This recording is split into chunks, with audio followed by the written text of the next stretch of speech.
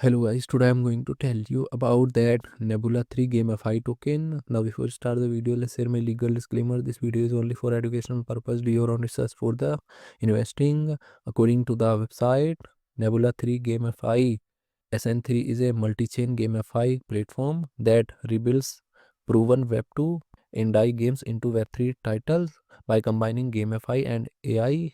By combining GameFi, AI and DeFi, Nebula 3 creates a sustainable ecosystem that connects developers, gamers, and blockchain networks through a unified token economy. The SN3 token is issued on BNB chain BEP20 and functions as the core payments and governance token on the Nebula 3 ecosystem. Each game launched on Web Nebula 3 is developed exclusively on a single chain such as Kea. Nebula 3 gamified token total supply is 1 billion and circulating supply is around 360.3 million. SN3 token. SN3 token is listed on Binance Alpha, KuCoin, and other exchanges.